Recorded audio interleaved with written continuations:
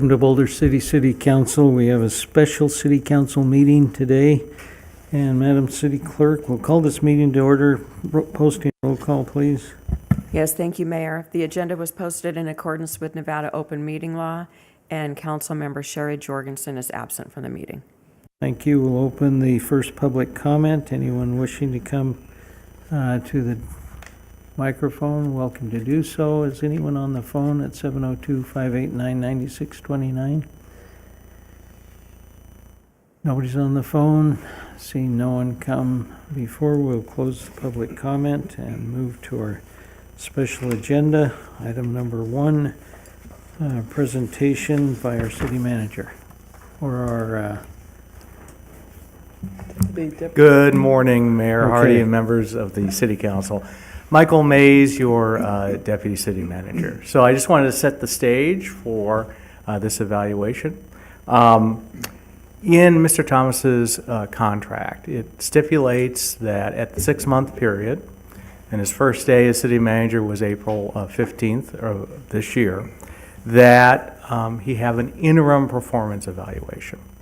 And so in your packet, you have a copy of his contract and you have a copy of the standard performance evaluation that is provided annually to the appointed officials.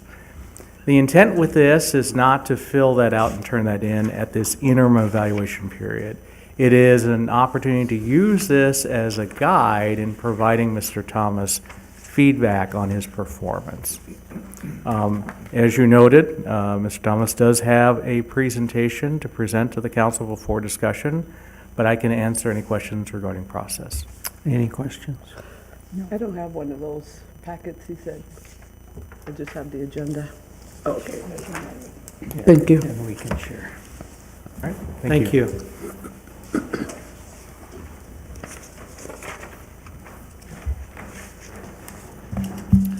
Good morning, Mayor Hardy and members of the council. It's a pleasure to be with you this morning to report on my first 6 months here in Boulder City. I appreciate the opportunity to serve as the city manager, and I've really enjoyed learning more about Boulder City and getting to know all of you better and the staff as well as many members of the community. I have organized my presentation around that three-legged stool that I talked about when I stood here about a year ago in my first interview with the council. Three-legged stool being used as a metaphor for the job of a city manager, the responsibility of a city manager, working with the council, working with the community, and then working with the staff. And if I could have the presentation up, please, and the next slide. So my first 6 months have been, especially those first few weeks, were just a whirlwind of activity. I was getting to know a lot of people and a lot of the places in the community, becoming acquainted with city staff and city operations, and then attending a lot of meetings and community events. So when I came, I always like to have kind of in a nutshell, a goal. And I summarized my goals for the first 6 months. First one was listen and observe. So just to identify the needs and make changes where appropriate and necessary. Learn, and then the next one is learn about the people in the community. I spent a fair amount of time on this, understanding what makes Boulder City tick, and I had a lot of help along the way, both in introductions and in suggestions, both from the council and from staff on who I should meet with and who would be helpful, who are the stakeholders in the community along the way. And then the third one was just establishing a foundation for future success, and this included the three things that you see here: building relations with the council, engaging with the community, and as I mentioned, understanding city operations and staff. So with, again, that three-legged stool, the city manager is responsible for executing the policy direction of the council. So a top priority was learning what that policy direction is. And over a series of meetings and in our conversations together, and I'll talk about a little bit more about this in the next few slides. I've got a few slides for each one of these. That there was a lot of communication and meetings that went on. City manager is also responsible for communicating a clear priorities and visions for the city in the community and being engaged with the community, and I'll cover that as well. And then third, with the employees being responsible to lead the organization, to motivate staff, encourage them.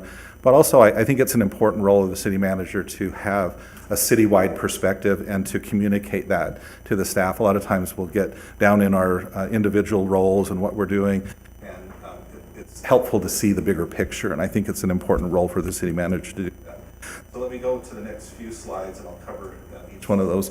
The next one is about council relations and support. Again, first few months getting to know each of you, your goals, your expectations as elected officials, and for you to get to know me. We've had many opportunities to do this, both in our one-on-one meetings. I meet with each of you monthly.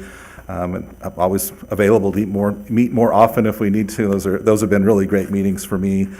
Also meeting weekly with Mayor Hardy. And again, thank you for your time. We have monthly, or not monthly, bi-monthly agenda meetings. Whenever we have a meeting, we'll meet with you in smaller groups to go over the agenda items and answer any questions to help the meeting run more smoothly, and for us to be prepared in the meeting if you have particular questions that may take some time to research. I've continued the practice of sending out a biweekly report to the city manager report to the council. The information in that report comes from the department directors. I encourage them to highlight any of the work, the significant work they're doing, any issues that they're having, and that report comes to you in a written format. I also send weekly email updates in case there are things along the way, either notable events, meetings, issues, and then just regular communication if there are any emergencies. We have been having quarterly updates on the strategic plan, very important document for the city. Our next one will happen to fall on the 1-year anniversary of the adoption of the strategic plan. So we'll have a little bit longer format. I think on an annual basis, it's good for the council and the city manager and the executive team to go over that strategic plan. Where are we? And over the coming year, what are the priorities that we should focus on? And then finally, just our other briefings, in addition to our regular briefings before the meetings, we've had meetings on issues or topics that have come up in the community. Our latest one was on data centers, for example. If there's something that we see coming down the pike that we think the council should be aware of, or that you're having meetings, or that issues that you raised to us, we're happy to have those briefings with the council as well. Others, the capital improvement program, city operations, and then ongoing union negotiations. The next slide, please. This one's about community. I have a couple of slides about community introductions. So just really briefly, a list here of all of the organizations that I visited in these first 6 months. This includes all of our community partners and stakeholders, Chamber of Commerce, visited. I won't go down all of these. I enjoyed learning more about the hospital, which is a wonderful community resource, the airport, the landfill, and then also reaching out to Bureau of Reclamation and the National Park Service. Visited the water treatment facility with our utilities director, and over at Hoover Dam a couple of different times, and then over at the schools. The next slide, please. Now, in addition to those community partners, a lot of other community organizations here, everything from I think of them as internal working groups or city manager working groups. A really great working group at the airport that's functioning very well. Our accessibility working group is getting underway. And then some of the other community partners like Rotary, the Shane Patton Foundation with the statue when it was being put in. I visited the Ministerial Council. I don't know if that's exactly what they call themselves, but it's a group of church leaders here in Boulder City, and then other community events and just regular one-on-one meetings with community members. Yesterday I met with a major player over at the airport. Today I'll be meeting with some of the other residents, and so I like to manage my time as much as possible, but I also like to have an open door that if someone has something they want to come in and talk to, I want to be accessible to the community. And then the next slide, please. And then thirdly, employee relations. My first few weeks, I think I visited all the city facilities, although this week we had some energy efficiency consultants in town, and I went to places in the city I hadn't seen before. I know where the Christmas decorations are kept now and where they keep the pool bubble when it's not up, so getting down into the nitty-gritty after 6 months. I visited the animal shelter, I mentioned the airport, out at the Public Works building. So a lot of different facilities, and I think it's really important to know what the what those facilities look like, what our challenges are, and what the opportunities are there. I've continued the Employee of the Quarter recognition program. This is employees are nominated by their peers, and then we recognize them. At the end of the year, we'll do an Employee of the Year at our holiday party. I joined the city right before the annual employee picnic, so that was fun to go to that, and other appreciation events.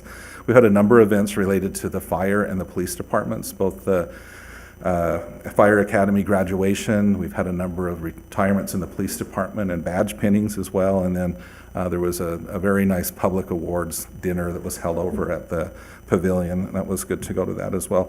I've had, and related to employees, probably the biggest thing, hired a couple of key directors, both the new fire chief and then our deputy city manager. Now looking ahead, jumping ahead to another slide, but those two things, as well as we'll have another director who will be leaving in a few weeks. So that gives us opportunities to look ahead and look at the organization and strategize on realignments or efficiencies that we might be able to find in some. So I always think of changes are always opportunities to reassess how things are going. And then, of course, I wouldn't, right at the bottom, certainly very important, and that spent a significant amount of time on the labor negotiations ongoing with seven of our bargaining units. Next slide, please. So in addition to here locally and with employees, with the council, I also think it's important for the city manager to represent Boulder City. We always talk about having a seat at the table. So other engagement, we have regular roundtable lunch meetings with the other city managers and with the county manager, and we talk about issues issues or I don't want to call them difficulties, but just things that we're dealing with that are very similar. And Boulder City is a little smaller, so we have differences with the other communities, but there's a lot of similarities as well when you look at the management side of things. And then other things like the Nevada City Managers Association Conference. At the end of this week, we'll be attending the League of Cities, Nevada League of Cities. I think the mayor mentioned at your last meeting that we had the president and CEO of the Las Vegas Global Economic Alliance out here, and I was very pleased that she chose to come out here to Boulder City and to see what we have to offer that's different in Las Vegas. And we hope that, we sit here, I'll talk about it in a minute, we sit here at the side of a major tourist destination worldwide, and yet what do we have to offer that's different? And she was very interested in that. I mentioned everything, very interested in our airport and some of the other things we have to offer here. And I also enjoyed going the mayor spoke at the Nevada Rural Electric Association and was able to attend that and meet some nice folks there too. So again, just organizations outside the community. And then next slide, please. So those are all the meetings and stakeholders and observing and listening. So a lot of projects have been completed in the last 6 months. This is certainly not a comprehensive list, but I wanted to highlight a few. This highlights the work of the departments. I'm not directly involved in that, but the city manager, of course, a lot of input and direction on most of these projects. I just note that a great strength of this organization is very dedicated staff who know how to get things done. Certainly at the top of the list, the Nevada Way Reconstruction Project. We watched that all summer long, and it's turned out marvelously. I think most people are very pleased with how it's turned out, and it's nice to see the cooler weather and the people back. When I'm leaving at night, I see the people out enjoying the outdoor dining and other activities in that area. We've had ADA improvements at Buchanan and Elm. Last week, last Monday, I guess it was, we were celebrating the new pickleball courts at Veterans Park. It's a great facility. And then some of the other things that are listed here, both looking back and looking forward, the Track 350, now known as Liberty Ridge. We're looking forward to that development. And of course, the revenue that will generate, a large portion of that will go toward our pool, looking ahead, another large project. And as I was going around the last couple of weeks, the renovations at the police department and the fire department and at the Muni Court are all nearly complete, and it's really made a difference in those buildings. So smaller projects, but very big impact on the people who work in those facilities. And then we look forward to having the new hangars built at the airport. The last thing on the list, we'll be kicking off the Boulder City Passport Program. This was an idea that emerged as we talked with our business owners along Nevada Way and how could we help them after a long summer of this is their slow season to start with, but then with all the reconstruction along the street, they asked if the city could help them in a way, and I think we came up with a very creative way to engage the community and encourage them to come downtown and enjoy the new facilities there. And then, so that's looking back, and then the next slide will look at the road ahead. I've already mentioned some of these. In December, we'll be meeting with the city council to go over the strategic plan and talk about that. We'll also, in the new year, be kicking off our operating budget process, and we'll have a deep conversation with the council on maybe reviewing some of the financial policies and adjusting those if needed, depending on how the council sees things once we share with you our financial situation. We're planning an executive team leadership retreat. I was hoping to do that before the end of the year, but schedules being as they are, will likely be early in the next year, but that will help us as, I don't know, the turning of the calendar is always a good time to reflect on where we are, and it'll focus on leadership and communication. And then, as I mentioned, whenever we have changes or vacancies within the executive team in this case, and that gives us an opportunity to look at potential changes within the organization, what are our current needs and our alignment. And then hopefully we can conclude our labor negotiations. We're working diligently toward that. One of our regional partners, very important regional partner, SNWA, has a couple of feasibility studies that we need to look at, and we're waiting on a response from them to some of the comments that we gave on their feasibility study. And then lastly, just some of the community issues that have been brewing over the last 6 months, I hope to bring to conclusion before the year, including the landfill. We've had what we call dog recreation, but it's shorthand leash law. So the dog breeding, those will be coming to the council soon. And then we've been working very diligently with what's now become the Southern Nevada Mounted Horse Unit, and how can the city support them as they move forward. It's an organization that grew out of something that the city started, but now it's more regional, still based here in Boulder City, but how can we help them be successful? And then, not on this list, but on the personal list, I have a few more months left before my wife and I move to Boulder City. We're working diligently on that as well, and engaged a realtor to sell our home. And if you don't see me very often on the weekends, it's because I'm home packing and getting ready to move to Boulder City, and we look forward to becoming part of the community. And then my last slide is just, again, thank you. I greatly enjoyed getting to know each of you, to get to know the community. We have a tremendous opportunity ahead to move forward with projects and programs and the vision that the council has set, and I very much appreciate the warm welcome that I've received here, the support from the staff. And as I've said many times, I feel more at home here than I have felt in any of the other places that I work. So thank you again for making me feel that way. Thank you. Oh, and I have a note, I'm always an optimist, so the best is yet to come. Thank you. Appreciate your presentation. We have an opportunity to talk or ask questions, and so I'll open the floor if somebody wants to say that was the best presentation we've ever had from a city manager in the last year. Maybe. So go ahead. So I just, I'm a better writer than speaker, so I wrote just my thoughts on paper that I like to read about Ned. Ned, you came to Boulder City with a determined heart and mind to do what was expected of you. But I don't think anyone expected you to not only meet the challenges of what some may call a turbulent time, but you met those challenges and continued to work on them. From day one, you were determined to not just do the job, but to do the job with sincerity and kindness. You immediately went out into the community and introduced yourself to businesses, ad hoc groups, churches, and even braved my Tuesday Town Talk group of residents who were amazed that, first of all, you showed up. Second, you listened and addressed their concerns and continue to address their concerns.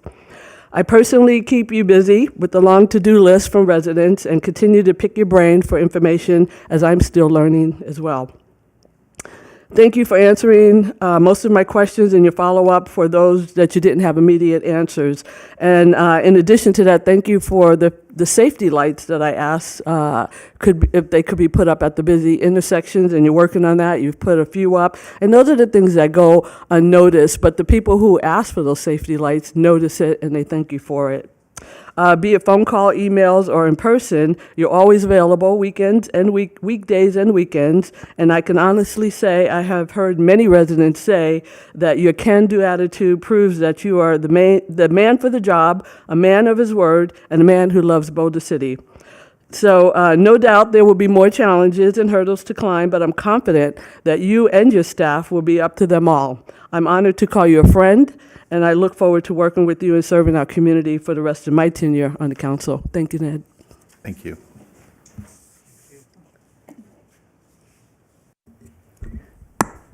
Mine's not going to be as long and as nice as Denise's, but I want to say you're a listener and an observer, and I'm glad you brought that up because to me that's the most important thing. For somebody just to run in and start doing things isn't the way to act. You've got to listen to what people have to say, because I know for myself, when I worked at St. Rose Hospital, if my new CEO came in or COO came in, I'm going to tell them how wonderful I am, but we may have some problems that need to be fixed. And so I think that's wonderful that you listened and you respected the people that have come to you and you've worked with. And I really appreciate your listening to outside of City Hall and the people that are from the businesses and the people that we work with daily, but necessarily don't work under this roof. And so I really appreciate you listening to what they have to say, because they're just important to us as everyone else. And I think for me, I think you've done a wonderful job. You haven't made a bunch of changes. You have been, again, I'm going to say, that listener and observer that we need so much, because you can't fix things until you know what needs to be fixed. And so I really appreciate your steadiness and what you've done, and I look forward to you getting even more involved now that you know understand our city more and what we look for as citizens. And so I just want to say I really appreciate you, and I really feel that you've done an outstanding job, and I look forward to working with you in the future. Thank you. Thank you.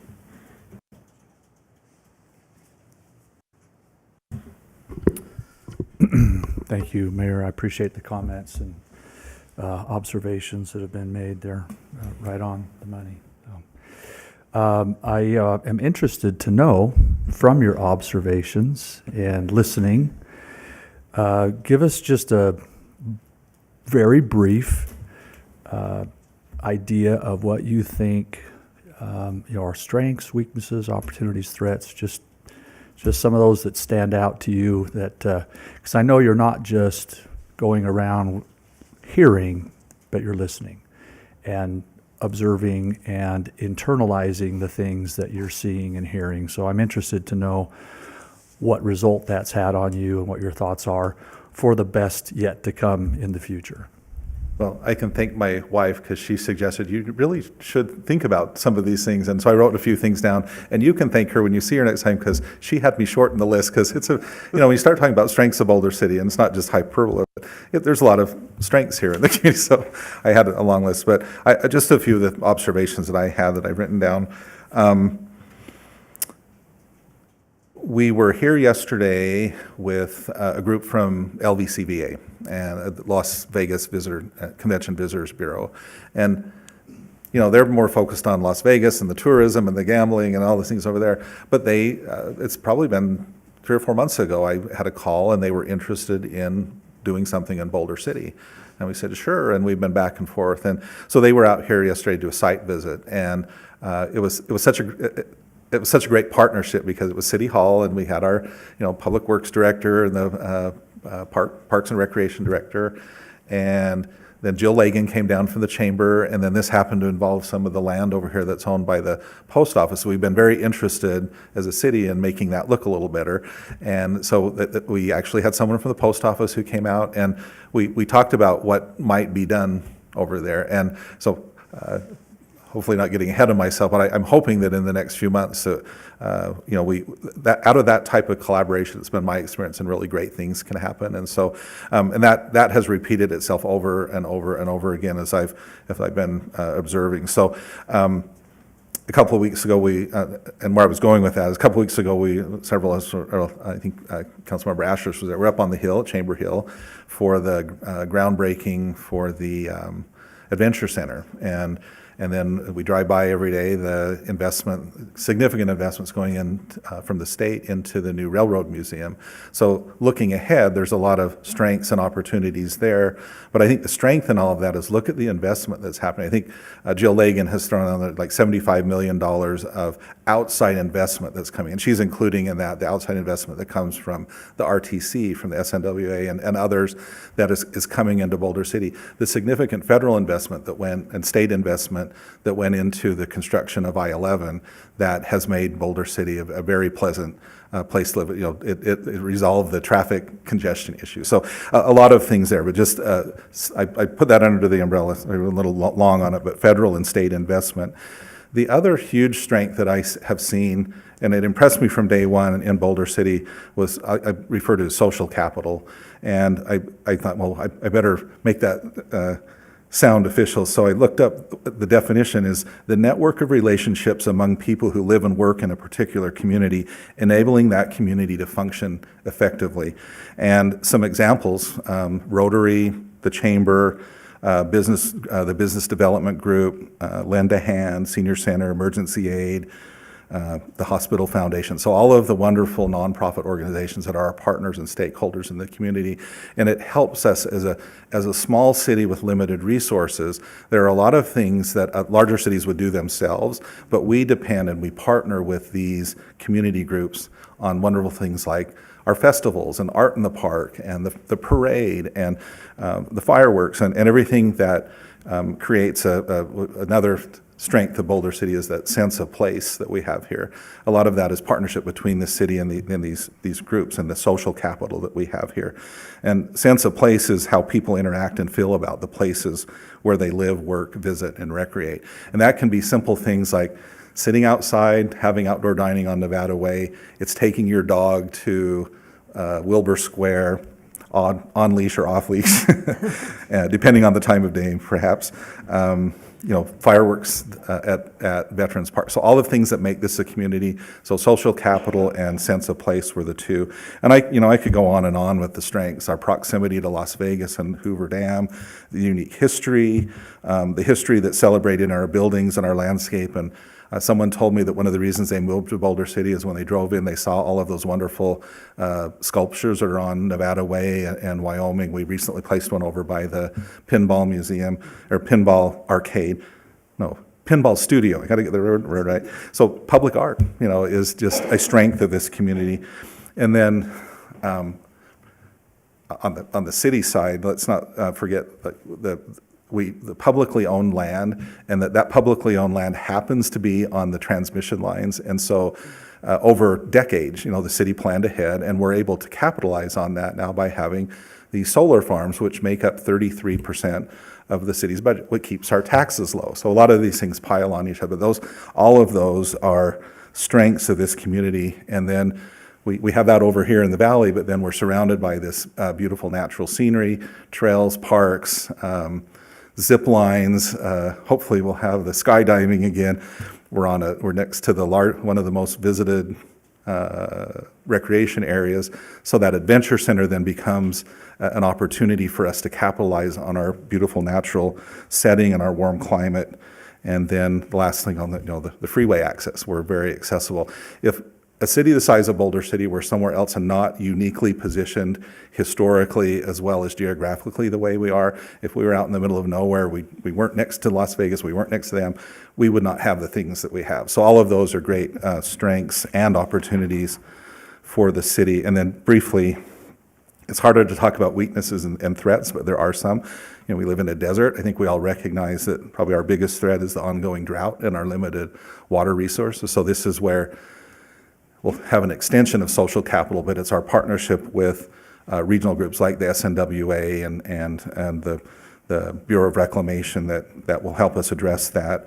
Again, that we rely upon that and even lean into it because we're a small city with limited resources. So on the big things like water and roads, that we lean in, and if it's a weakness that we don't have the resources that we need, then we can, we have to strengthen those regional partnerships to make sure that we can get additional resources.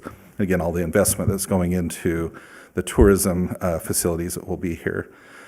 And we also lean into that social capital on, as I mentioned, with our local community groups and having them support the community and support that sense of place through sponsoring the festivals and the activities and the different activities that happen throughout the year. I think another significant, so this is the flip side of the strength of having the transmission lines and the land available and the solar investment. 33% of our budget comes from those solar, what's the land leases that are largely solar. And so while that's been a good thing for the community, very good thing for the community, low tax is always a good thing. There's always a potential risk in that. We don't ever want to put all of our eggs in one basket, and we need to consider diversifying how we're using our land leases. Although they're still land leases, but are there other ways of doing that? Because if there was ever a change in technology where the solar became obsolete or something happened in that, then we're a little bit exposed there. Not significantly exposed, but just something to be aware of. And then I think the last thing is I'm looking for a house to move here. We have a relatively high cost of living and high houses. We also are high housing costs. We also have older infrastructure, and we have older homes and older businesses. So just something that we keep in mind. And I think two examples of that, we saw the reconstruction of Nevada Way, a very expensive project. We're about to embark on a new swimming pool, very expensive project. Now, the city, again, relying on some of that social capital as well as the goodwill of the community and the support of the voters, we've been able to gather the funds to build a swimming pool. And so, but that's because that's old infrastructure and it needs to be replaced. So the city will need to, because we're small and have limited resources, we need to be creative in the way that we finance those types of projects. But because we are an older community with that older infrastructure, we have to be cognizant of the fact that as we plan ahead, as we look at our strategic plan, how are we going to accomplish those things that we want to do? I think I'll stop there. Could go on and on all day, but I will I find publicly thank Boulder your City wife fascinating. for cutting your list short. Thanks. Oh, yeah, sorry. Actually, I think we found an additional ambassador for Boulder City. You did a fantastic job of articulating so many of the great things, and you could go on. And so thanks again, Sherilyn, for cutting the list short. Okay, Kelly, now I've got to take a step back after that comprehensive report. I need to say at the beginning also, so I kind of drove the request for this 6-month interim review, making sure that we were satisfied with the selection that we made. It's always good to have the opportunity to revisit a decision of this magnitude. And I'm glad to say that this is an affirming meeting rather than a disaffirming meeting. We really do appreciate, and I have high confidence in the road ahead with you. And I've told you this from early on. We're in the long game with you, Mr. Thomas, and we hope to see you here through many of these, the maturing of our opportunities and threats and strengths, and further solidify Boulder City in our infrastructure and in the way that we manage our financing, and make the collaborative resources and relationships as fruitful and productive as they can be. So thank you for that. I'm going to go down the performance categories and just give comments, not ratings. I have some observations there, and I want to give the opportunity to give you credit where credit's due, and point out what I feel are some opportunities moving forward. So if you'll bear with me on your individual characteristics, I think, as has already been noted, I think it's pretty unanimous that you are of high and excellent personal and moral character. We've seen that. We noticed it in the interview process, the recruitment process, and have seen it on public display since you've been here. So I really don't have, anything other than to say a couple of the points, and as has been brought out, you have some very unique characteristics and qualities to you. You're very approachable, and I'll use this term, and I don't know how everybody will take it, but you have a soft touch, meaning that if somebody has a high anxiety or emotional topic they want to address you with, or something that gets them real passionate, you're always able to bring it to a calm interaction and therefore a productive interaction. And that's what I mean by that. And I think that is a phenomenal strength for a city manager, especially in a city manager where we have such high community involvement. So you have a lot of opportunity to hear from folks on a variety of issues. You have what I would say very acute emotional control, and you can readily diffuse potentially controversial situations, always displaying empathy to others. And so I think those are great strengths that you bring in your individual characteristics, as well as those fundamental that we take for granted that we would skip over, like honesty and integrity and being forthright in your conversations. I've never felt deceived by anything that you've said, right? I've learned that I can take what you say for face value, and that you mean what you say and you're telling the truth. And without that, there is no trust, right? And so we've kind of taken those for granted, which we expect as fundamental characteristics, but you have demonstrated that you have those. So trust, we have high trust with you, and that is continuing to build. So those are my comments on your individual characteristics. Mayor, if you'd like me to allow additional comments across the dais for topics, or do you want me to just go through the variety? I'll take it back. And so it doesn't look like you're going to take credit for doing all of the good things that he does. Well, I got some comments where we can improve too. Okay, good. So, hearing the comments and listening to the presentation, I'm obviously impressed about the width and the length and the depth that you have shown and you've been able to do.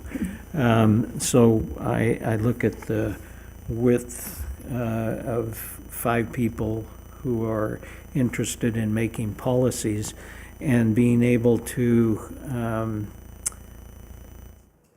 deal with helping us come together. A huge talent that it's more than a smile and nod. It's a soft touch that allows us to be forthright ourselves. And so I'm impressed with your ability to do that. One of the things that I would wonder how, and you'll address this throughout, is how to involve the council. So you've already been able to say, I go to Councilwoman Ashurst's group, or those, as I look at the involvement with the people over the hill, I'll call them, how you've worked in North Las Vegas, you've worked in Henderson, you now are in Boulder City. How do you see your prior relationships and your future relationships being honed and being able to allow the experiences you've had with the greater Las Vegas, greater Clark County, greater Nevada? How do you see those talents and things that you've learned, experiences, helping us in Boulder City? And what have you noticed already? and what do you look forward to doing, as well as how do you see yourself intervening or interviewing or being with the individual council members, taking advantage of the experiences that we've had, 5 people. How do you see yourself perhaps individually recognizing what you can do with those individuals and taking advantage of their talents in being able to lift Boulder City by working with the individuals on council and thus working with the city, raising the how we are perceived by the other entities that we deal with on our various committees. Open-ended question. I'll give you chance to give some initial thoughts, and then as you hear us ask other questions or make other observations, keep those kinds of things in mind as you answer. So having said that, go ahead and do your other things. Gives you something to Well, I don't think want about. to, and I will, and not that I'm in charge of the meeting, but I will defer to my fellow council members if you have anything more to say on that topic. I'm glad to yield the floor. Okay.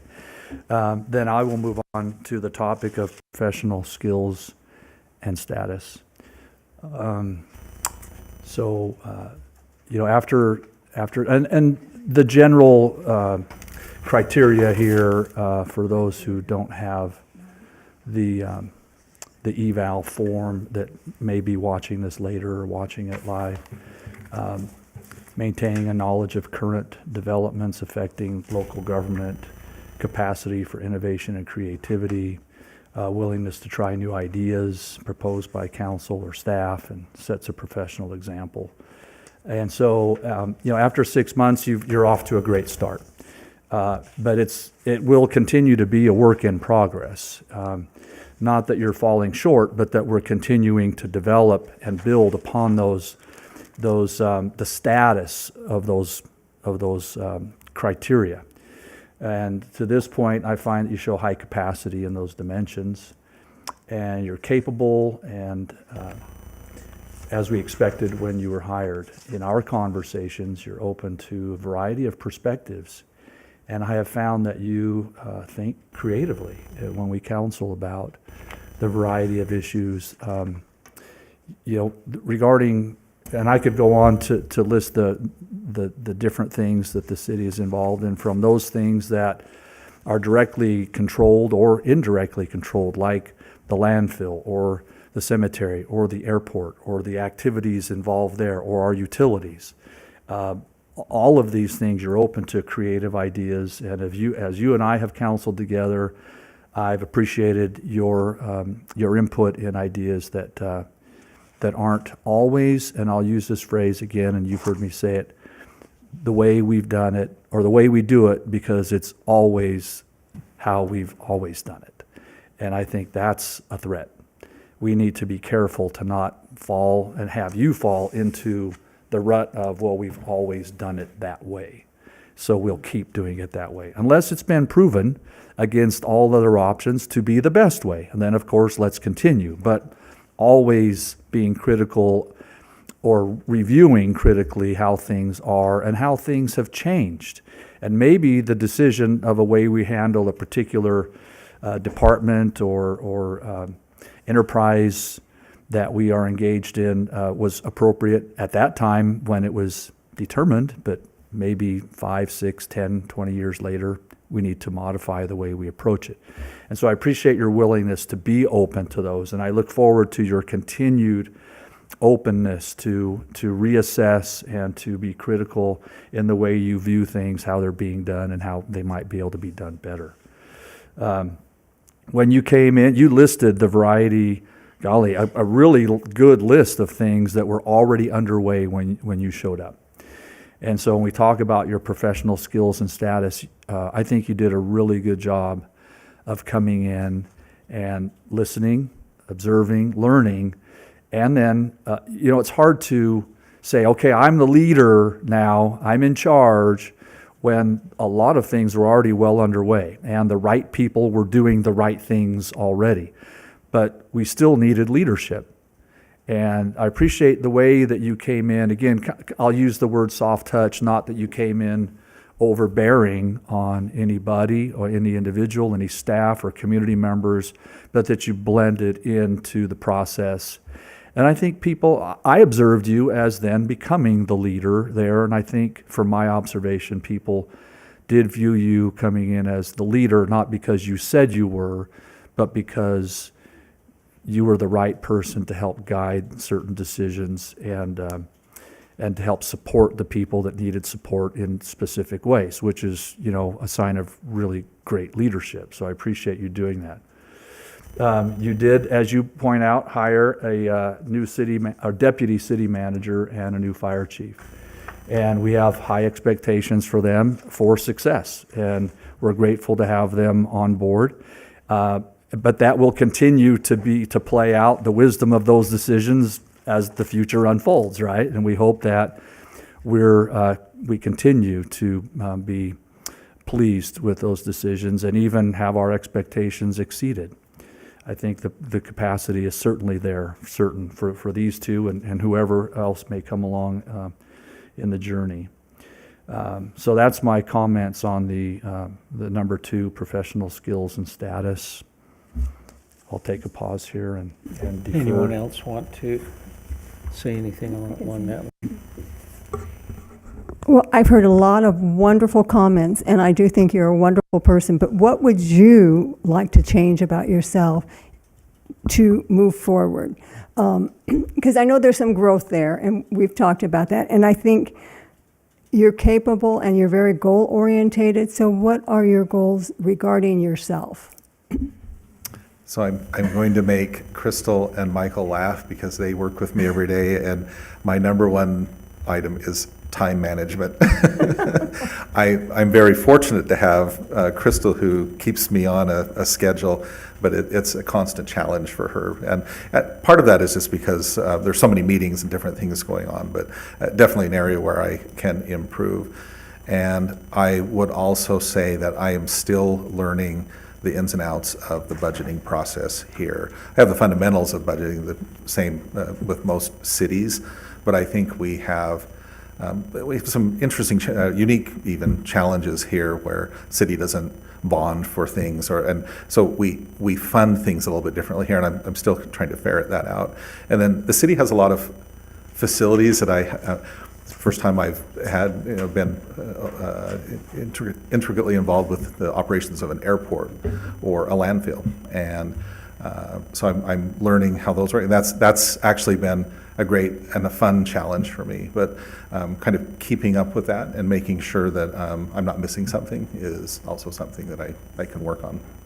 And then always improving communications and the way communicate with both the council and with the staff and with the community. I feel like from years of working in the realm of planning that I'm pretty good at working with the community. That's just comes with the territory. And I think that's part of the soft touch to this, is worked many years at a counter and had to deal with a lot of upset people. So you gain those skills over time. And that's, I have found that served me well in the working as a city manager. But yeah, is that I was just answer your question? And I'll let Crystal know, yes, time management, I understand that, but I think that's what we love about you too. So I just wanted to say thank you. Hopefully it's endearing and not annoying, too annoying. It's endearing, it's endearing. Thank you. Ned, we have certainly, we have a high bar. I don't know how you're going to do your next evaluation, because you're at such a level right now. It's hard to go down and it's hard to go up. One of the things that, from my Tuesday group, just talking to the residents, is reporting and transparency. Take, for instance, like on a pool, they would like to see more of that transparency that's sent out or on our website of the progress of how it's going. I know the director of the Parks and Rec, she put together a really neat I guess it was a PowerPoint of where the pool is going, and it was kind of characteristic. I guess it had characters in it. Anyway, it just had a level of where we are, where we're going, you know, a timeline. That's the word I was looking for, a timeline. I'd like to see that, like, on different projects. The street, highway that was just done, you know, there's still work to be done, and people are saying, okay, where are we on that? So just that type of reporting back to the community, and that way we're getting that input, as the mayor was saying, back from them of how we're doing, because we're being transparent. And I think, you know, with city council, government, people are skeptical. They always will be. You have been 100% out there and talking to them and answering questions. I think the next level of that is to have more transparency, whether it's online on our website or even reaching out more on social media to the community, because very few people go to bcnv.com. But, you know, just kind of having that connection with the residents of where we are on these bigger projects, you know, pool, leash law, where are we on that? You know, just that ongoing, doesn't have to be integral to every little dot and tittle, but just keeping people abreast of what's going on in the community on these bigger projects. Obviously, we can't do it on every project, but, you know, the pool is a big deal, the highway was a big deal, and just getting in front of these projects and giving them the answers before they ask the questions. And that's kind of what I like to do on the council, is just to keep my ear to the ground, hear what they're saying, but try to get in front of what they were saying and say, hey, did you know that we are doing this? Mr. Mays, Michael Mays, had put together a report that the citizens could come in and just give kudos to things that are going right. I'd like to highlight that a little bit more on what you are doing right. And now that Michael is a deputy city manager, people are looking at that and saying, okay, we're paying him to do that. What is he doing? And maybe just having something that gets in front of their questions. So just as a resident myself, those are the other things I like to know. Where are we? I don't want them to come and ask me, hey, Denise, where are we on the pool? I should already have that answer. Well, look at online. This is the timeline of where we are, track 350, or what did you call it now, Liberty Ridge. Where are we at on Liberty Ridge? You know, getting in front of those type things. So if you'd like to just address maybe how you could, thank you, I didn't have that. If you could address some of those things you'd like to get in front of versus trying to always have the soft touch, but have the answer up front. No, it's an excellent idea, and I've jotted down several things. Well, yeah, we'll come up with something.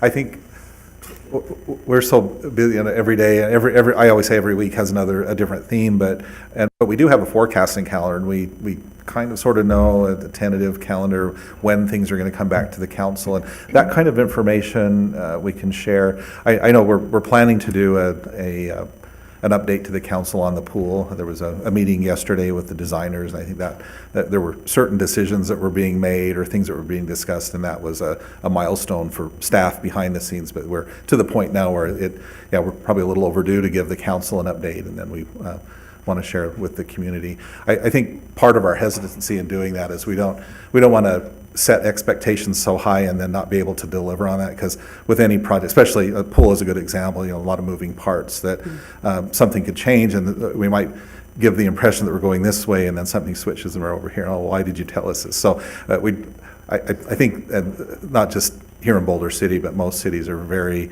you know, we wait until we have everything in place and then we share the information, but maybe we do that to our own detriment, and it's good to give. What I hear you saying is it's good to give the community and certainly the council an update. We might develop some type of a project list where we can provide regular updates to the council so that you're informed, because I know when people come and ask you questions, that would help all of us because you would already have information. And we could update that on a monthly basis or a regular basis. And I think that's what's unique about Boulder City, is that the community is very much involved. I mean, the bigger cities, they're not so much. But Boulder City, when situations come up, everybody's involved, everybody has something to say, and it's just good to be in front of that rather than trying to figure out how to answer it. So, but again, you're doing an outstanding job. The bar is set high, and if you need anything from me personally, I'm always there for you, and I love our one-on-ones. That, to me, that's transparent to me, because I could come to you and ask you any question about anything. And like I said, if you don't have the answer, you'll get it, and that's your integrity. And thank you for just who you are. Thank you, Ned. We've kind of come to the professional skills and status, as well as the relations with elected members of the city council. And that's the kind of thing that I was kind of trying to bring out is, how do you take advantage of us? What is it that you see that we could do more for you? How can we give you credibility? How can we help you? In so doing, how can you relate to the city council person in such a way that you take advantage of their talents and abilities and relationships, whether that be in town, out of town, or around the town? How do you see yourself doing there? So I think I learned something different from each of you, and I try to tap into, I haven't done this deliberately, but since you asked the question, it's causing me to think, well, how do I interact with each of you? With you, Mayor, for example, I'm glad that we meet once a week. Your depth of experience in political things and how people work and how this community works is very helpful to me as a new person coming in, and how I might message something or how I might set something up and how I might work with the rest of the council. I know you have always expressed to me that it's your goal as the mayor to sort of oversee the council, to protect the council in a way, and I would like to emulate that as well as the city manager in a different role. I guess one example, no surprises. So if there's something that's coming up, I'm always going to be on the phone calling you and letting you know. With Councilmember Walton, again, your long experience in city government over the hill in Henderson and here in Boulder City, but just knowing how to communicate with people and how to organize and how to work with the staff and hold them accountable. Back to your earlier question, I think another area that I have to work on is I do have a soft touch, and it will being able to hold people accountable is really important in this position, and I find myself bumping up against that all the time, but I'm getting better at it, but it doesn't come naturally to me. With Councilmember Booth, we've been out to the landfill together, and you just have a tremendous amount of experience, and then your knowledge of the real estate market here and the people and the connections. And your connection to the beauty shop and what they're talking about over there, so that I can understand sort of what the talk in the community is. And then with Councilmember Ashurst, I really have, although I haven't come as often, but your town talk meetings, that appeals to me as a planner, because regardless if you agree or disagree with something that somebody said, it's really good to have that type of a sounding board in the community. When in my previous city, I developed that with a group that had been opposed to the city for a long time on a number of different projects. But as we worked with them and they came to trust me, then that they became allies to the city, and we would have those same types of discussions. And they challenged me to be a better, I started working with them when I was the planning director. They challenged me to be a better planner and a better community leader. But then certainly when I became the city manager, they thought that we would stop meeting, and I said, no, I need a sounding board.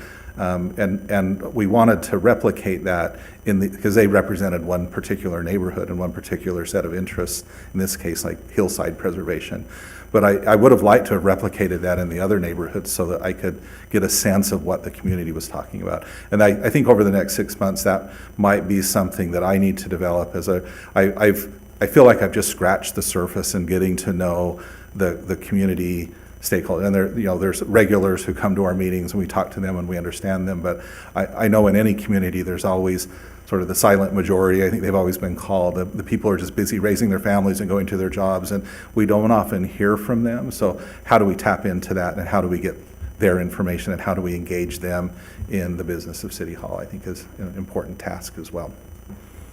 And if Sherry were here,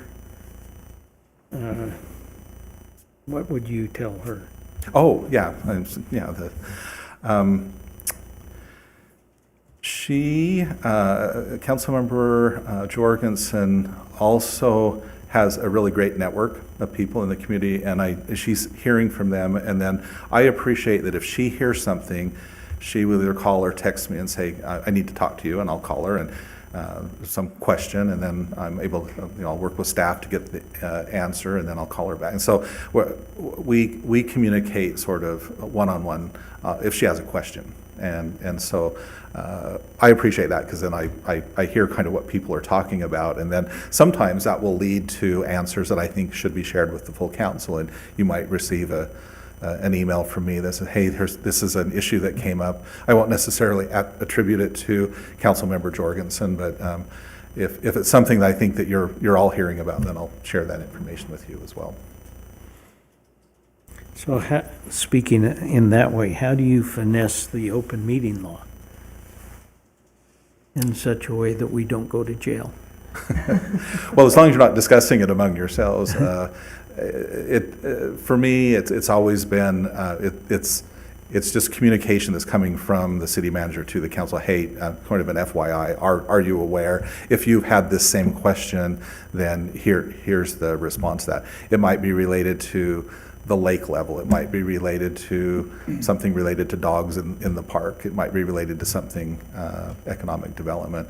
But the open meeting law comes into play when you're talking among yourselves. So I guess that's one way that you can use me. If there's something that there's a question that's in the community, if you can let me know, then I can let everyone know what it's about, and that protects you from talking to one another about it. The other thing I was going to mention too, you asked about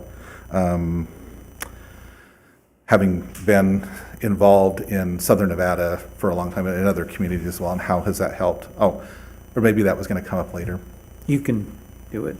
I just realized it's on my other page. A couple of examples.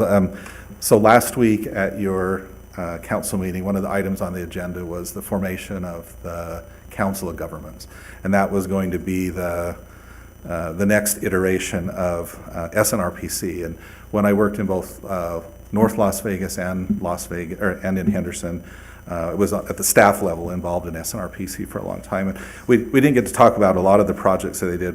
The plant list came up, the desert plant list, but they were very instrumental in coordinating the trails, the wonderful trail system that's around the region. And you can't have one city building a trail this way and then go, and never the twain shall meet. So the idea, and eventually what grew out of that, you'll see brochures in the hallway about Neon to Nature was the tagline. That's been around probably 20, 25 years. And this idea of neon of Las Vegas, but you're going out to the nature and connecting that through the trail system. A lot of that was funded through SNPLMA funds, yet another program that I was involved with. So when these acronyms come up, I've been involved with that in the past.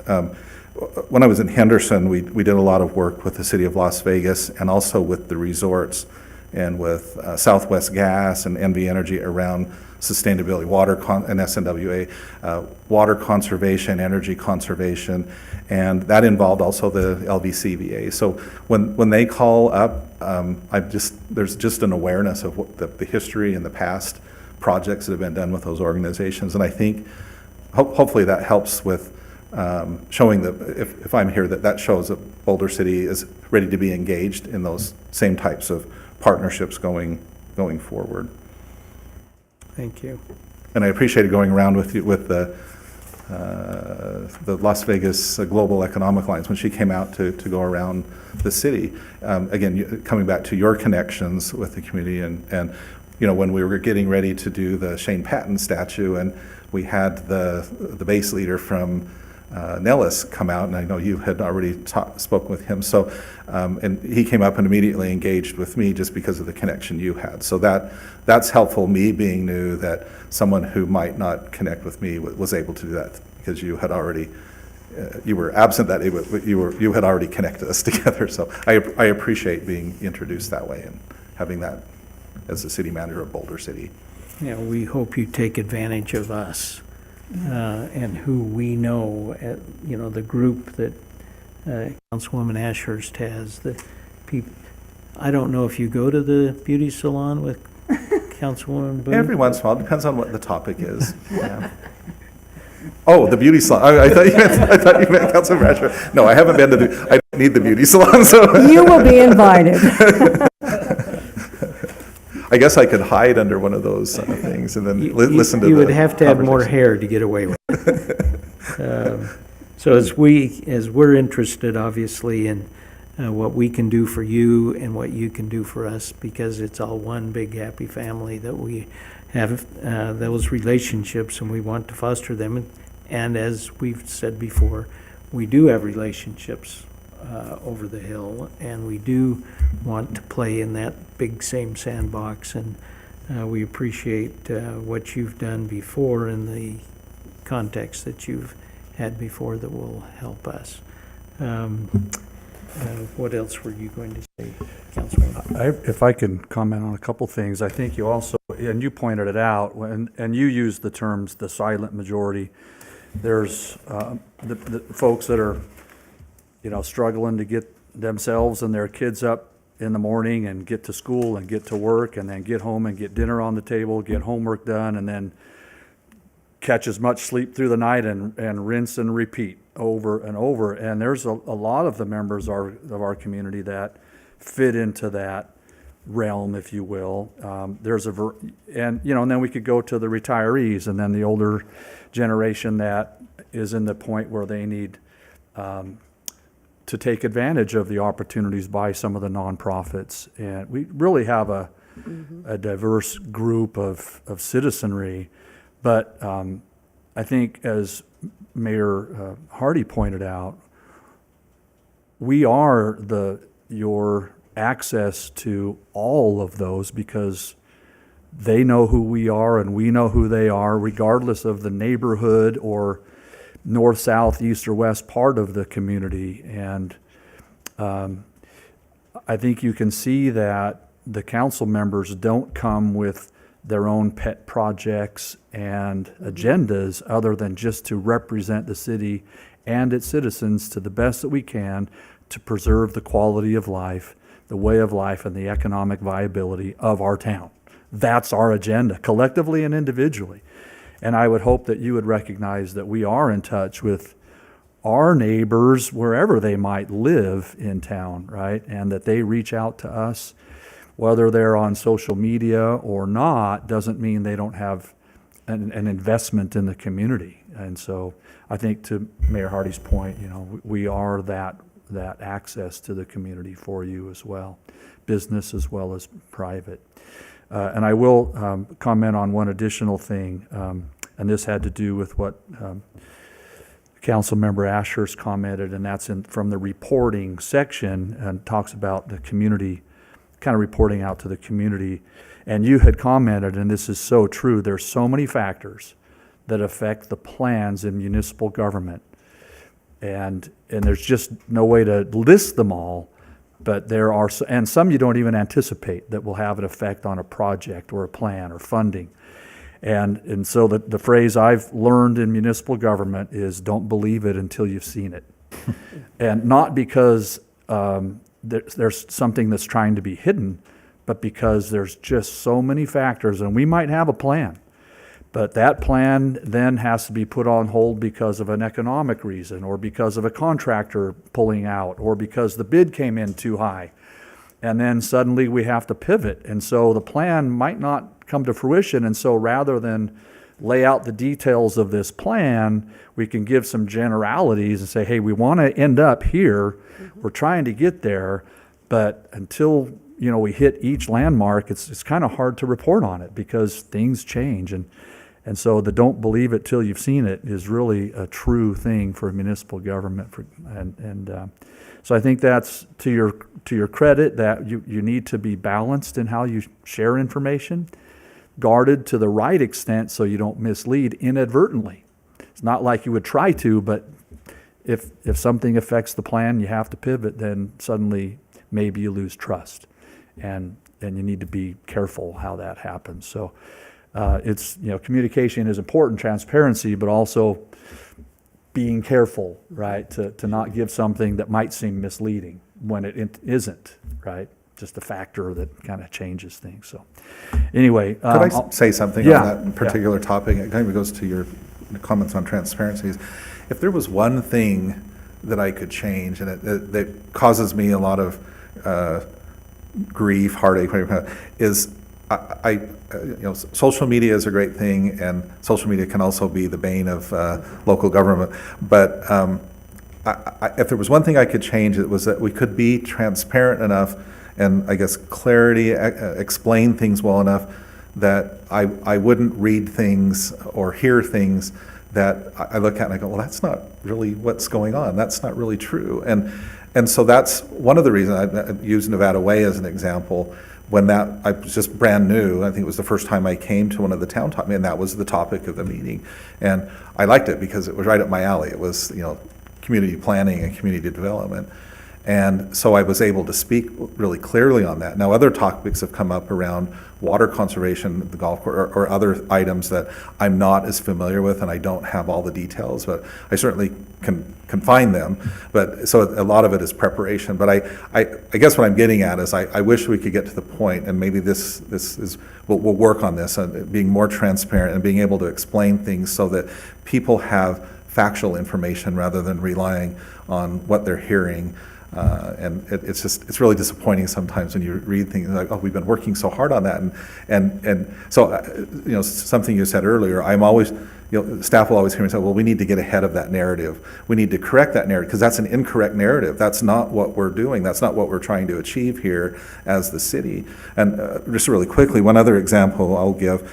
I was really thankful Jill Lagan and other from the chamber and others had organized what they referred to as a leadership roundtable. This was just last week or the week before, and the deputy city manager and I were able to go to that.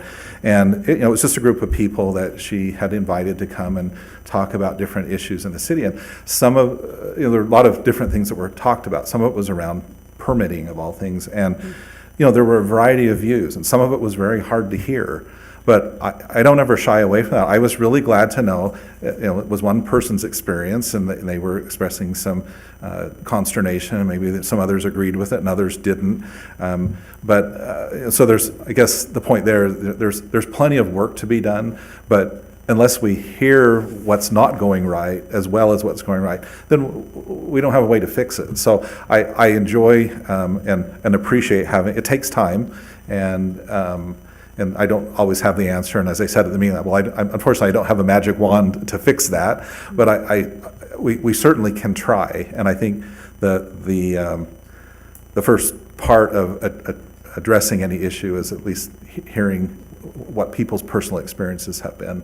And we really do want to do our best. I think for if you ask me, well, what does success look like, or what does successful local government looks like?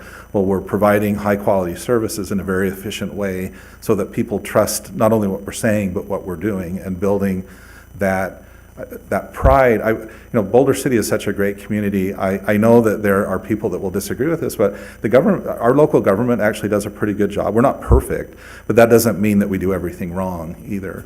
And so I would like to get to the point where people are proud to live in Boulder City because they have a very responsive city hall and city, good city services and responsive government.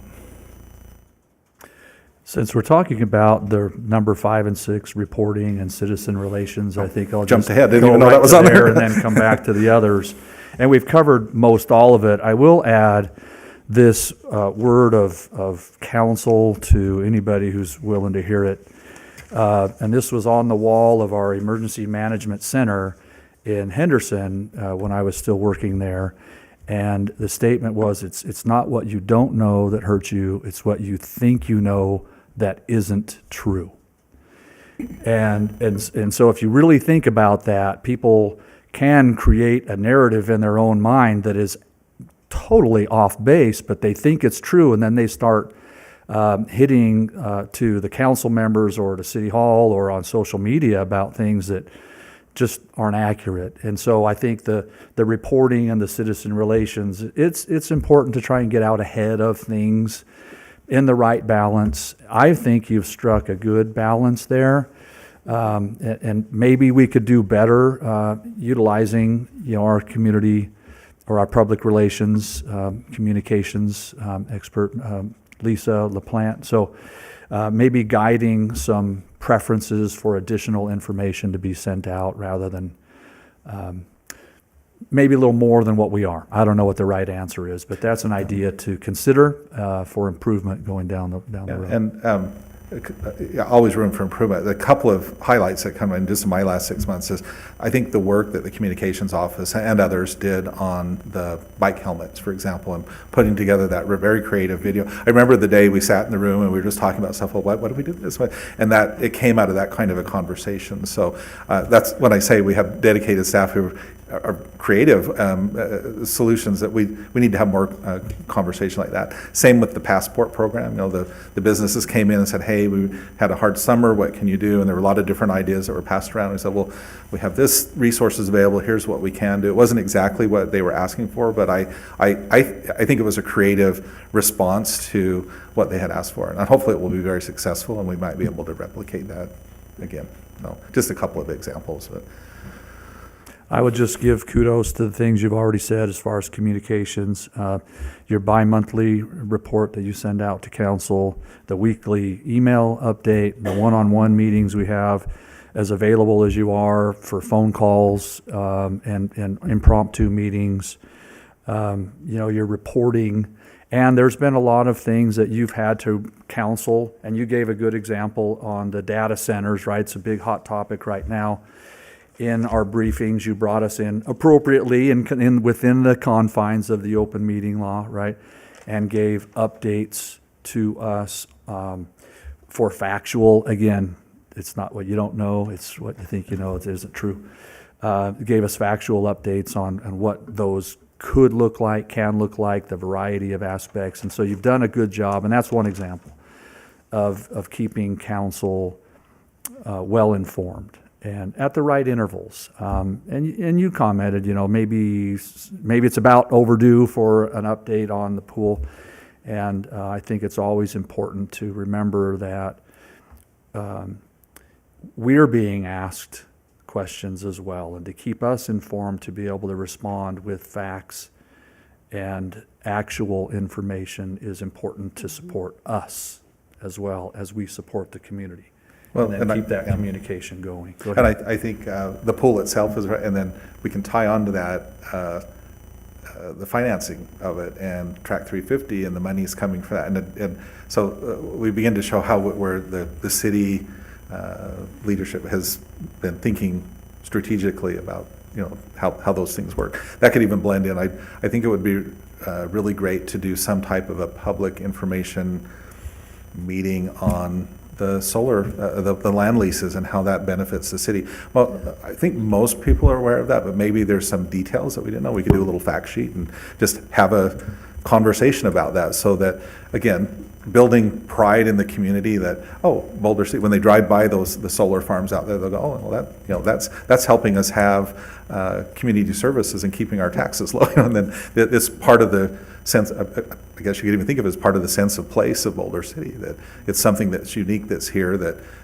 that's not being done over the hill in the valley. Well, there's never a shortage of good ideas or Or alternative topics ideas. to talk about. Just a matter of time, right? Time and staff hours and money, it all kind of comes down to that. So as you work on your time management, all the things you've been talking about involve time. So you've got to balance the best that you can with the time that you have and the resources with your staff that you can. So I don't have any other comments on the reporting and the citizen relations. I'll yield the floor to anybody that might have anything else there before. I think it's very appropriate that we're talking about timing. What time is it? Oh. At any rate, we've kind of blurred the whole thing, and I appreciate the free exchange that we're having. I look at policy execution, reporting, citizen relationships, and we've kind of blurred all that together, and the bottom line is I'm thrilled with how you fit in to the city of Boulder City and how you've become the city of Boulder City and all of its different varieties of views and opinions, and you're not upset, you enjoy the opportunity, I'll call it, and from the horse corrals, the dump, and et cetera, so you've embraced it all. and I appreciate what you're doing and how you've done it. And so I think we've done 4, 5, and 6, and we're now to staffing. So tell us about staffing and how you figure we're doing and what we're going and how we can make it with the budget. And you've talked about the budget. So how do you envision the staffing and the supervision, 7 and 8 as it were, 7, 8, and 9?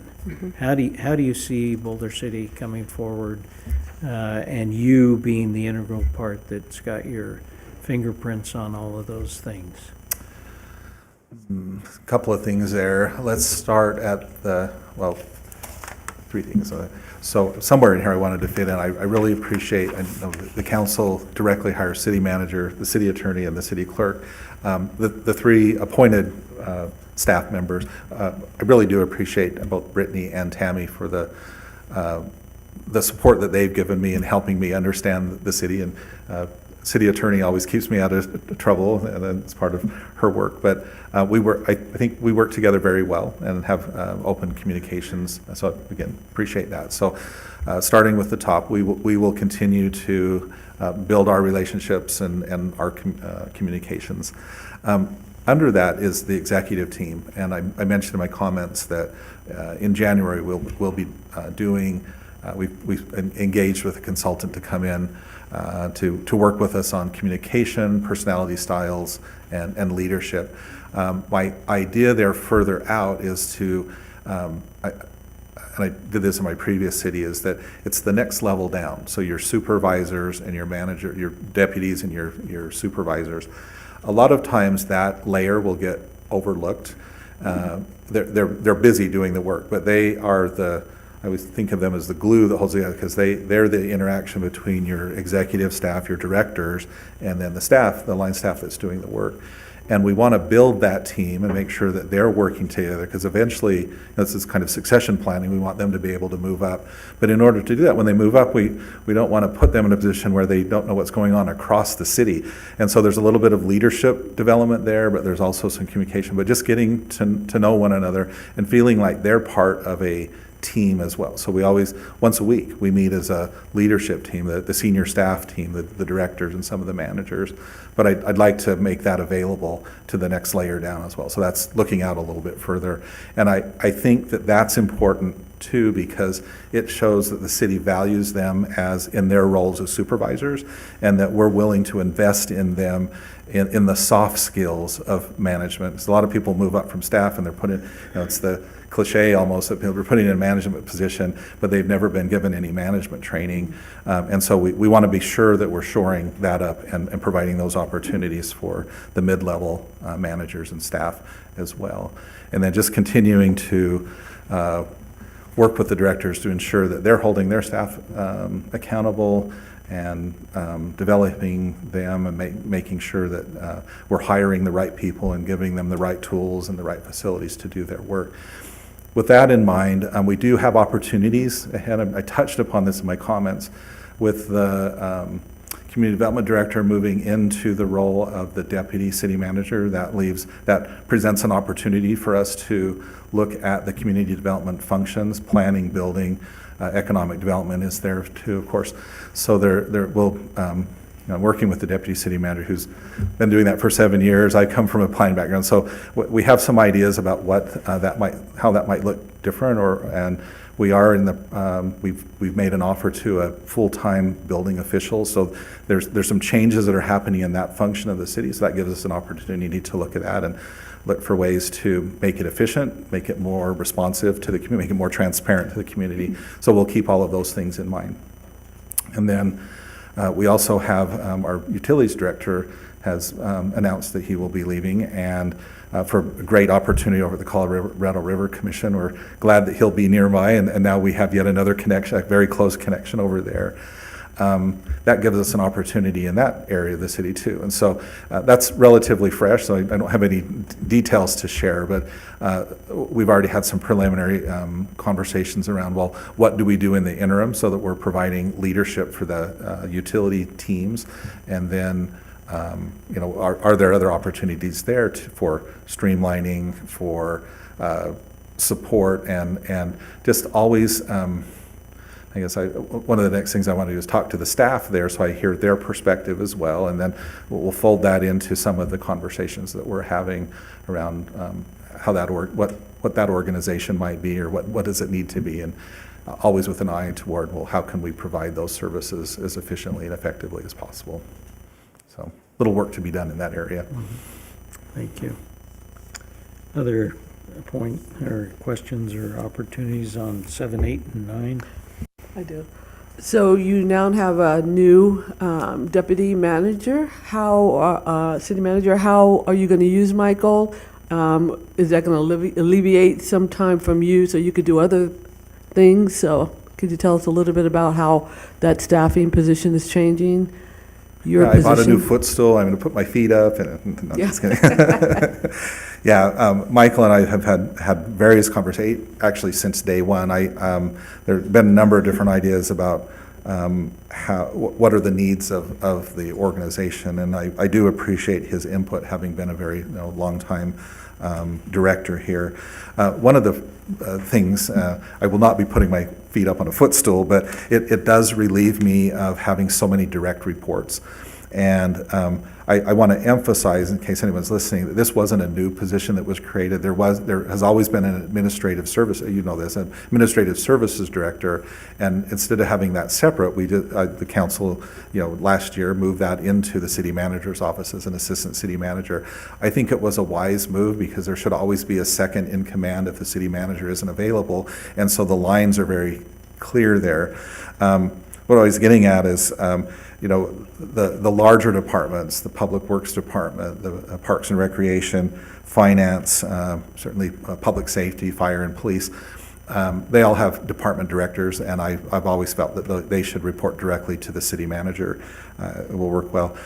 For me, I think I will keep the communications manager under the city manager, just because and now that I've got some marching orders here about more transparency, more communication, then that just solidifies the thought there. But some of the other managers in the other departments, if we, whether it's community development, whatever we do there, we have an HR manager that historically or typically your assistant city manager will be over the administrative side things, so that would be HR related.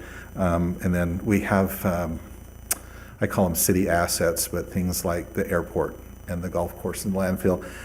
There may be opportunities there to have a little more oversight from the city manager's office. Now that's more of a reporting structure. I have another list that I don't have with me.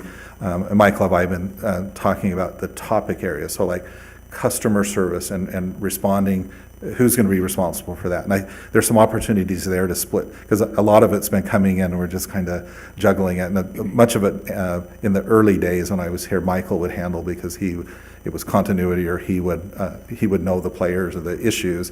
Now increasingly I'm feeling a little more comfortable doing that. But depending on what the topic is, we'll have a division of labor there as well. And we're still working on the list of what that looks like. Then we'll divvy that up. But we have some ideas there as well. Thank you.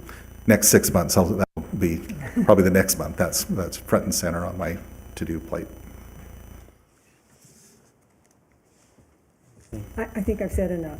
You've done a great Well, job. if that's the bar, Great then I job. better sit down and be quiet. Thank you. So I'm just going to give some feedback, and I've got a list of goals after we get through these, and that are relative to the things we've talked about. But I put this under staffing. It could have gone under supervision or elsewhere, but you have stated, as I've asked you, that a challenge with holding people accountable is people feel it's a confrontation, and it doesn't have to be.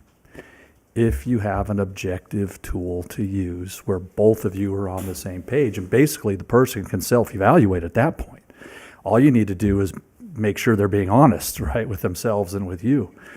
I think that's something that's missing here, based on what you've said. Is there an objective evaluation and rating tool for your direct reports and now for the deputy city manager that you can use to evaluate, to develop, and to correct these employees. And that doesn't exist. So I think that's a big hole in your ability to lead and to hold people accountable and to develop them in a way that will help them be the best that they can in their different roles and responsibilities. So I'll make note that that's, a concern, but also I'll specifically state it as one of the goals.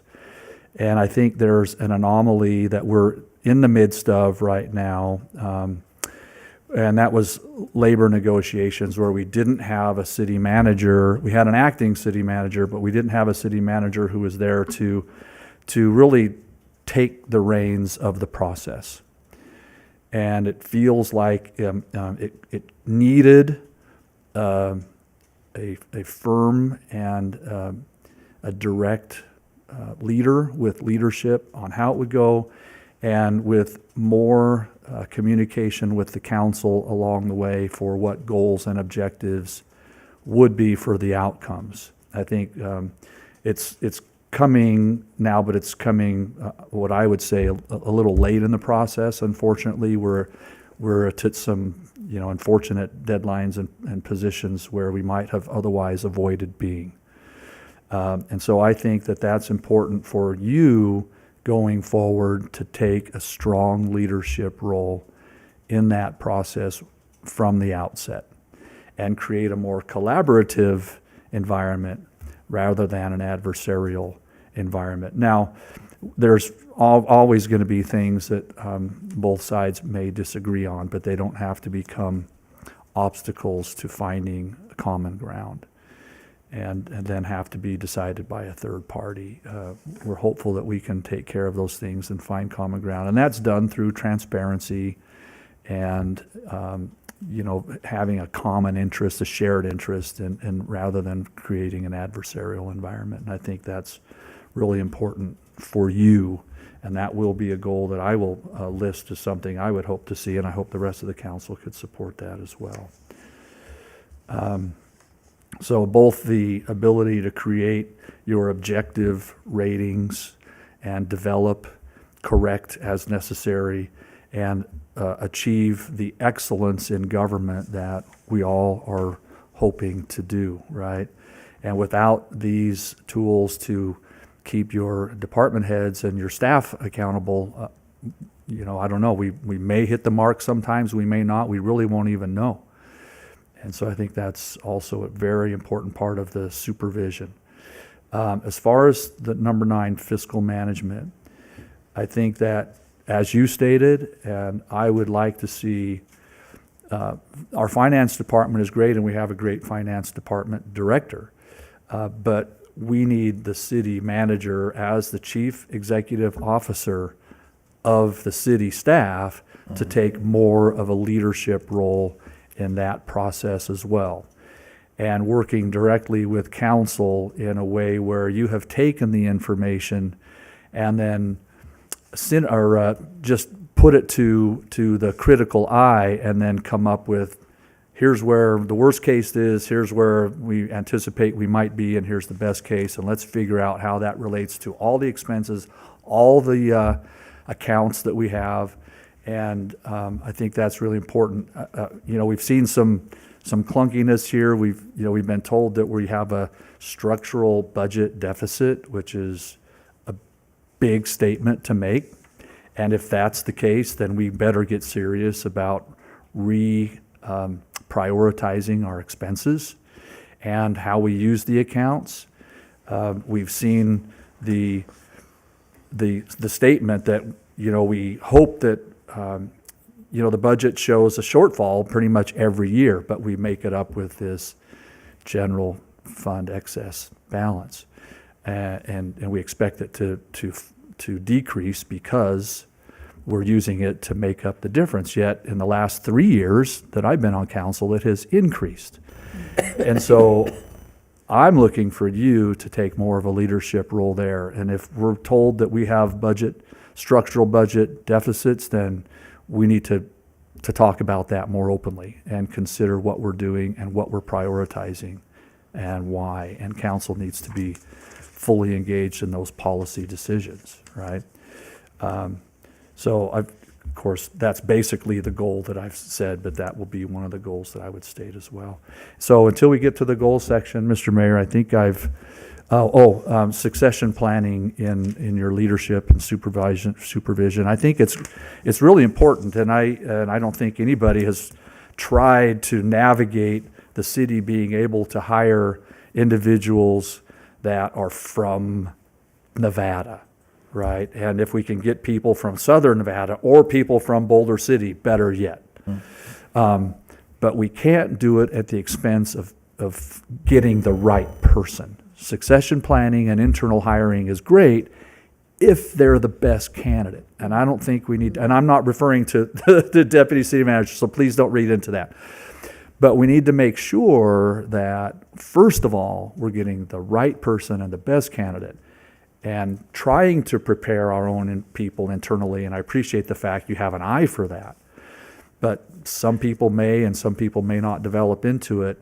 And we don't want to be caught in this Peter principle, and what that means is you promote somebody to their level of incompetence, and then you're stuck, right? So we want to make sure that they're the right candidate, the prepared best candidate for the job. And if it has to be from somewhere on the outside, okay. Better yet, the state, the county, the city, ideal. So that's all I have to say about that, and then I'm done for the goals, or until we get to the goals. Thank you. So on the fiscal management number 9, we have some Hawkeyes out there in our town, and they look at our financial management. And Steve had brought up the fact that sometimes they don't have the right information, and they assume that the city is sitting on billions of dollars hidden in a trove somewhere that we're not spending. I don't know what we would be doing with it if we had that kind of money. We definitely would be using it. But nevertheless, again, that transparency, I don't know how that looks as well to talking to our community about our financial management. A lot of people don't care about it, but you have a couple of eagle eyes that do, and they've contacted you via email and you've responded. So I think I kind of ditto everything Steve said, especially when it comes to budgeting. There are people who are concerned where our money's going, how we're spending it. You had even brought up the fact leases and land, how that keeps our taxes low. A lot of people just don't know that simple fact. And again, that transparency and get in front of that and letting people know how strong we are. Not everything, because that's why they hired us. We're the accountability to go back and say, I can't tell you exactly what they're doing in detail, but they're doing it right and they're handling it right, and that's our job, and Steve made a good point of that. But there are some things I think that our community could know about our budgeting, or at least get an answer for if they have a question. And I think you've done that well up for what I know. I don't know as much. I'm new as you are, maybe 9 months in the job, but that is something that fiscal management is important, and people do look. So your leadership on that is going to be very important going forward. Along that same line, recognizing that we have a low property tax, we probably in our transparency need to say, and by the way, property tax will probably, in the current law, will never get to the point where we will get enough property tax increases, even if we wanted to, in order to sustain what we're doing now. And so what is our ultimate goal for affording what we have? Because Boulder City has all of these things that we do so well, that we have to recognize that we can't, property tax isn't something we can fall back on. When there's a limit to how much you can, the lower property taxes that we have preclude us from actually living on our property tax. And so the reality is, how do we plan on doing what we do? And I think that's where that transparency of we actually depend on leases. We actually depend on what other system that we can use that is not a property tax.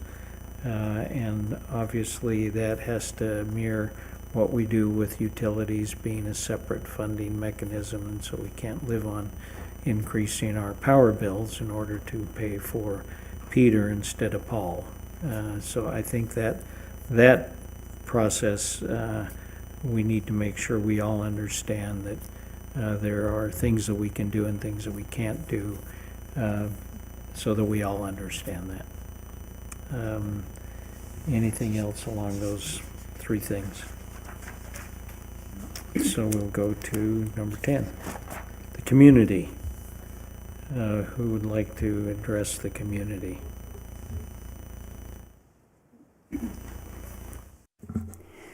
I think when I listen to the community, I think we've hit on a lot of it today. I think the citizens want to be heard, if not by us, but by you. That's the most important thing, is that they're heard. And are we working to improve their issues? And I think that's been the biggest and the most important thing for me to learn is it's the community and what are issues important to them. I live in one area. I don't stop to think about another area and the problems they might be having until you listen and to what their issues are, because I think you brought it up too, that we are community here, and it is about the community, and I think it's really important that we hear them and solve their problems for them. And I think you've started out doing a great job so far. I think the one with the massage therapist, that was a little something, but it was a big something to the community. And until you hear it, you don't understand that's a problem, because I don't work with massage therapists. So that's an important part. And so that's what I think goal-orientated is, that we listen to what our citizens have to say. Thank you. Thank you. Any other? Yes, sir. In the area of community, one of the hubbubs around town, the historic district, I think there's an underlying noise, I would say, that's going on about keeping our historic district, making it viable. It is one of our tourist attractions, and I think that's something that maybe you want to take a closer look at before that boils into something that it shouldn't be. One of the issues, and I don't want to go into it today because we're really just talking about you, but one of the issues is having someone that lives in another area and control over the historic district, and they don't feel like they have enough contact, that transparency again. They're not being heard, they're not being listened to. Are we a historic district? Are we not a historic district? What does that mean to be a contributor, non-contributor, all those things? So that's an area I think that the underlying noise on the historic district is getting louder and louder. And just as a note, that's something we should look at, because it is important that that area, our historic district, is what it is, and it's meeting the needs of the people that live there, also, the requirements to live there. So just want to throw that out. Everything else we've talked about, you've gotten in front of, and like everybody said, people just want to be heard. Even if you don't have an answer, I'll get you an answer. That's, at least they have an ear, your ear, and that's important with community. And I think that's what makes Boulder City in every aspect. We've seen a lot with the ADA improvement, and that came out of the ad hoc group, the community. And so I think the historic district is another one of those that feel like they're not being heard. So that may be something you want to look into. And we could talk more about that on our one-on-ones. But thank you for all that you're doing in the community. And welcome to the community. I hope you find the house quick. Before your time, we had, and periodically, I think we've had historic district town hall meetings, for instance, where we went through those very things, where, what does, what doesn't, and what kind of glass you use, and, all of those kinds of things. And I think that we're probably due for a refresher of all the people who want to build a house or want to remodel a house, or how do they fit in. And I think we have a burden that we need to make sure we share everything with people in that transparent way instead of feeling that they're getting an arbitrary answer about what they can do and what they can't do. But the community, we are a unique community. Everybody cares and we love it. And so we all are appreciative of people because we take advantage not just of the questions that they have, but we take advantage of the solutions they suggest. And I think that openness that we have as a community is vital, that we continue to allow people to have the input so that we can, so that I can take credit for everything good that happens. But that's kind of where we're at. We are in a wonderful town, wonderful community, and I say community in every sense of the word. It's more than a city. It really is a community, and we appreciate everything you do, considering the schools and making sure we invite the schools to share with our resources in land and let people know how we own things, but we let the schools use them, etc. It's a very cooperative community in every way, and so we appreciate you being here and coming and living in our community pretty soon. Any other questions or comments that anybody would like to make? I just have a few goals that I would like to specifically state. Is now the time for that? Go for it. Okay. So in reporting, I think you've done a good job when we've had major events in the community to keep us appraised, and I appreciate that. There was an event that was significant that occurred that we weren't notified of, and when I inquired of you, it was because you didn't have the information, which I think shows that maybe a policy is in order for how your staff will communicate to you and then how you then can carry forward to communicate with council. So that's one. Under staffing and supervision, we talked about the objective performance tracking and evaluation tools. I hope to see that begin to come to fruition. You had mentioned the division of labor between yourself and the deputy city manager, and you both come from similar city planner backgrounds, so I think it's natural to realize that there are some areas that you don't have the expertise in for supervision. And so I want to see that you have a plan and are carrying forward a plan for the education and training for each of you to better be able to supervise your areas of responsibility. There are a lot of nuances to excellence in government, right? Excellence is in the details. And until each of you understand the details of what you're supervising, it's going to be difficult to achieve excellence. And then I already mentioned taking a leadership role in the negotiations and approach, collaborative approach there. And then finally, in the fiscal management, I think I already mentioned the leadership role that we need you to take there and to help be a little stronger in that position. And as far as your leadership training that you have coming up, I think if you flip that word from retreat to advancement, it might better reflect your goal. You have your executive team leadership advancement. It sets the tone right off the bat with what your expectations are, and maybe avoids a word that sometimes can receive negative connotations. So anyway, Thank that's you. all I If Sherilyn was here, she'd tell you. The other day, we had a conversation. I don't really like the word retreat, but I don't know. But I hadn't thought of it as a verb. So yeah, advancement's better. Anyway, that's thank you. Retreat, but to me, sounds like you're going over, lounging around and Yeah, sitting by the pool and yeah, So- chilling as an executive team, right? Which we know is not This is the not what case. we're doing. In summary, thank you. I think my comments were reasonably comprehensive, but the most important thing is we have trust, Yes. right? We have trust in you. I hope you can trust us, and we're on the same journey upward towards excellence in the community. So, thank you, Mayor. Thank you. Any other comments Okay. Great job, that's all I Yeah. have to say. Thank you. If we look at your 6-month, this being a 6-month evaluation or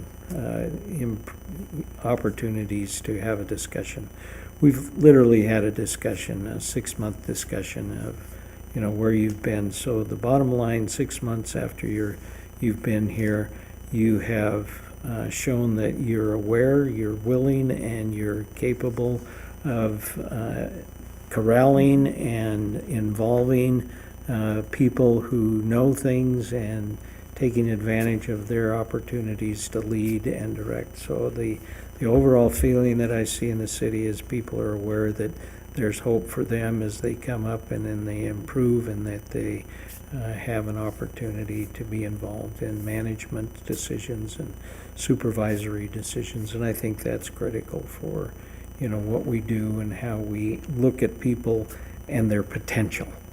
And I think the opportunity we have is to raise all the boats with this tide that we have of being involved with lifting everybody and listening to everybody and allowing everybody to have a seat at the table and being able to know. And I appreciate what you're doing with the greater Clark County area as far as making sure that we are continued to be respected for what we do and how we do it, and the uniqueness of how we do that.